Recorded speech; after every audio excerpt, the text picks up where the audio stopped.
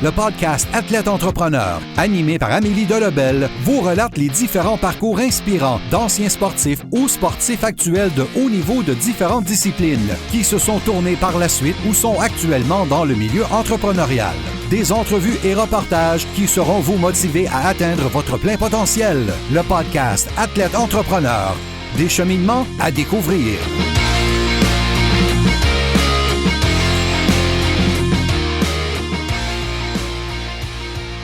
Bonjour à tous, ici votre hôtesse Amélie Delebel et je suis très heureuse de vous accueillir sur mon podcast Athlète Entrepreneur pour cet épisode 101 sur Mathieu Dionne, hockeyeur entrepreneur à 18 ans. Athlète Entrepreneur est un podcast qui a pour but de motiver les athlètes ou anciens athlètes qui souhaitent se lancer en affaires. Avant de vous parler de mon invité du jour, si vous avez déjà un podcast ou vous souhaitez en lancer un, je vous recommande l'hébergeur Blubrry que j'utilise également. Pour obtenir un mois d'essai gratuit sur cette plateforme, simplement allez au amiedelebel.com/Blubrry, BLUBRRY. Pour cette émission, j'ai le plaisir de discuter avec Mathieu Dionne, un étudiant athlète qui évolue actuellement pour l'équipe de hockey des Patriotes du Cégep Saint-Laurent. En plus de poursuivre ses études collégiales, il a fondé il y a quelques mois son entreprise Bohemians Vault, une compagnie visant la revente de vêtements vintage. Sans plus attendre, je vous laisse à cette entrevue. Bonne écoute! Alors, je suis actuellement avec mon invité du jour, Mathieu Dionne. Salut Mathieu, comment ça va? Salut, ça va super bien et toi? Ça va très bien, merci beaucoup. Tout d'abord, Mathieu, est-ce que tu pourrais nous décrire en fait ton parcours dans le monde du hockey de tes années mineures jusqu'à aujourd'hui? D'abord, moi, je suis un natif de la ville de Candiac. J'ai joué au hockey mineur de Candiac jusqu'à l'âge Pee-Wee. Puis, rendu Pee-Wee, je me suis affilié au Collège Charlemagne pour jouer Pee-Wee 2A, pour ensuite monter Bantam 2A, Bantam 3A. Puis, je me suis fait plein d'amis là. C'est encore des amis que je côtoie aujourd'hui. Puis, le CCL, dans le fond, j'ai continué là-dedans jusqu'à Midget Espoir, Midget 3A. Puis, dans le fond, ma dernière année au Collège Charlemagne, ça a été Midget 3A avec les Riverains il y a 3 ans. Puis, maintenant, je suis rendu avec les Patriotes du Collège... Patriotes du Cégep Saint-Laurent. Puis, ça fait maintenant 2 ans que je suis là. C'est une super belle organisation. J'ai beaucoup de fun. Puis, on est une très bonne équipe. Donc, c'est ça. Pour mon hockey mineur, ça s'est vraiment fait à Candiac. Puis après ça, je suis allé au Collège Charlemagne pour finir à Saint-Laurent. Donc, un beau parcours jusqu'à présent. Et en plus donc de jouer au hockey, de tes études, bien évidemment, au Cégep, tu as également lancé ton entreprise il y a quelques mois, Bohemians Vault. J'ai lu sur ton site que tout ça est parti en fait sur Snapchat, donc la revente de vêtements vintage. Je suis vraiment curieuse. Est-ce que tu peux nous expliquer un peu ton parcours avec ton entreprise? Bien, d'abord, c'est une idée qui m'est venue, je dirais en juin, cet été, juin 2020. Puis, c'est comme une mode qui est arrivée, le vintage. C'est une mode qui a fait, que renaît, je dirais. Puis, dans le fond, moi, j'ai eu cette idée-là. Je me suis dit que, étant donné que c'était un peu trendy, si on peut se permettre le terme, je me suis dit que pourquoi pas l'essayer. Là, d'abord, j'ai commencé par m'habiller moi-même avec ce style-là. C'est quelque chose que j'ai apprivoisé un peu. Puis, j'ai vu l'opportunité de continuer là-dedans. J'ai vu la fenêtre de personnes qui étaient intéressées là-dedans. J'ai vu, de nos jours, on connaît tous TikTok. TikTok, c'est une application plutôt virale. Puis, je dirais que la moitié des influenceurs là-dessus s'habillent dans le style un peu vintage.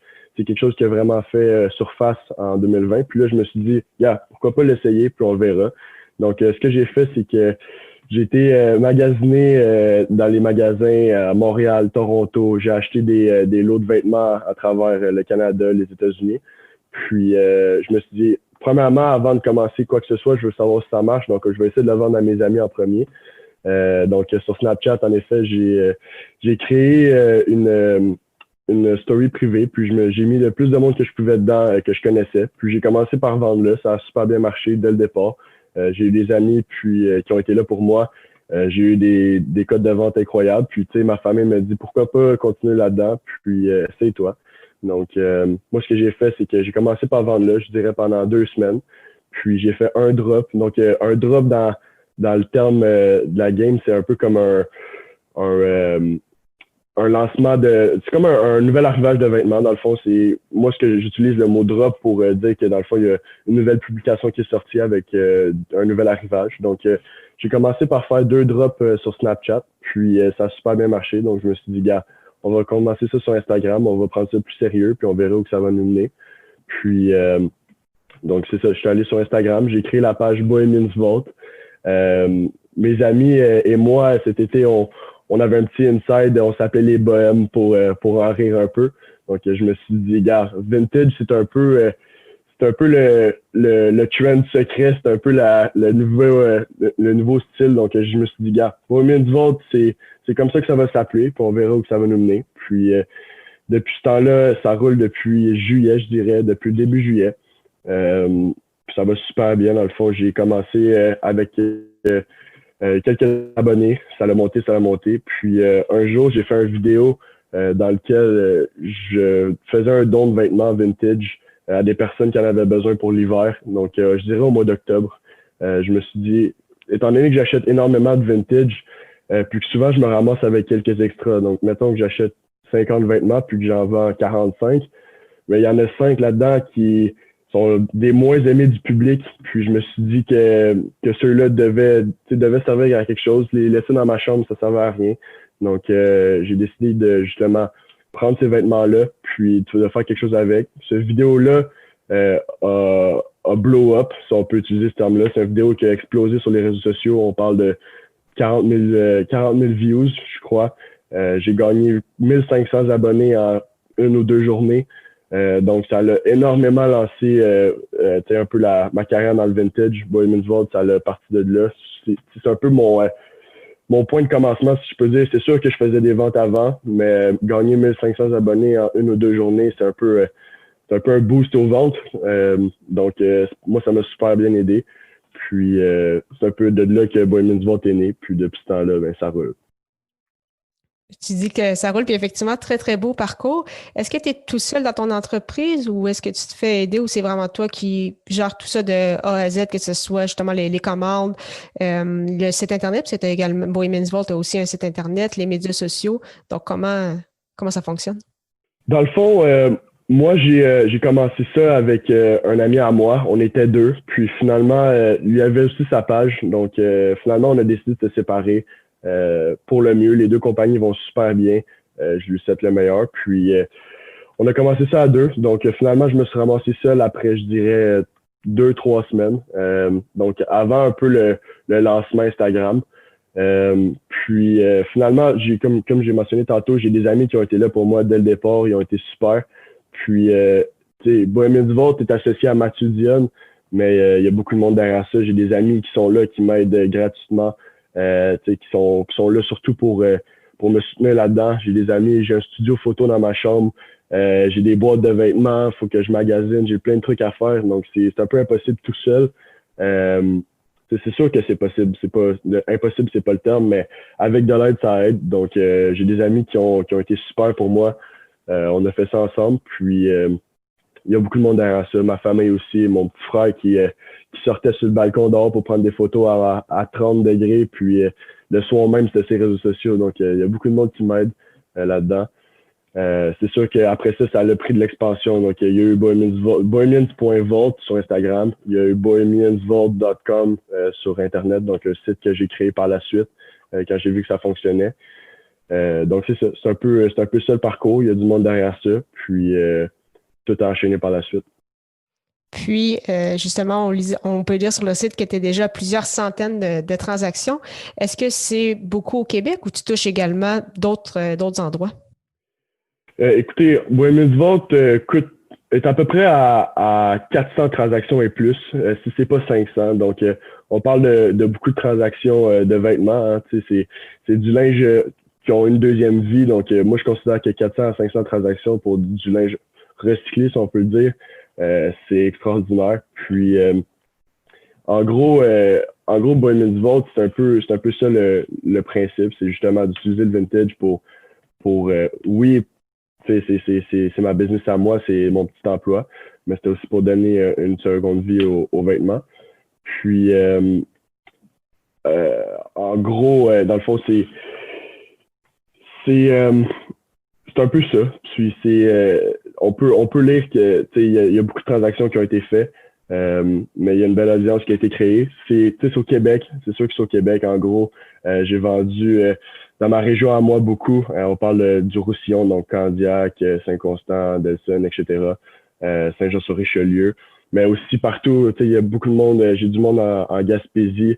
J'ai shippé du linge en Nouvelle-Écosse une fois aux États-Unis. Il y a du monde en Europe qui commence à s'intéresser à ma compagnie.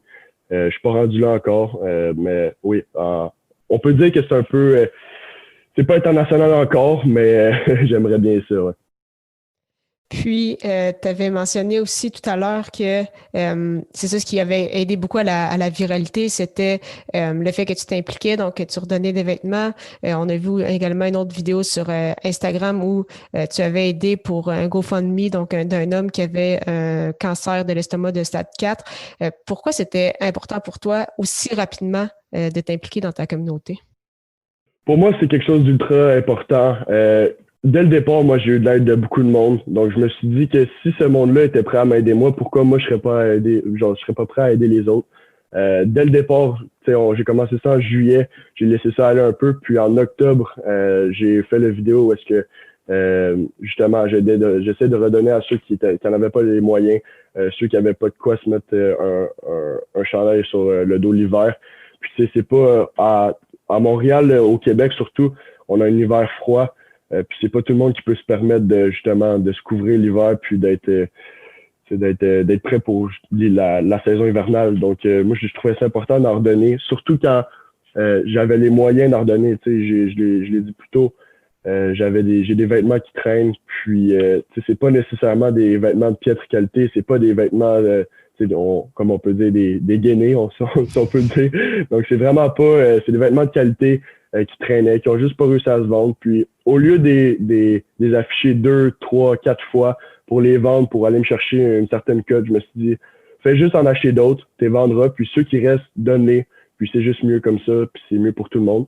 Puis pour Antoine, en fait, Antoine, c'est une personne qui est atteinte du stade 4 d'un cancer de l'estomac. Donc j'ai vu cette vidéo-là passer. C'est une vidéo qui a été extrêmement virale sur les réseaux sociaux. Puis moi, puis mon ami Rémi Langlois, qui a une page d'entraînement RL Training, en fait, on a décidé qu'on serait alliés à la cause. On a monté un beau projet ensemble. J'ai sollicité encore là mes amis, la communauté Bohemians Vault, pour faire une levée de fonds dans laquelle on accueillait les dons, dans laquelle on donnait personnellement un certain montant d'argent à Antoine pour sa cause.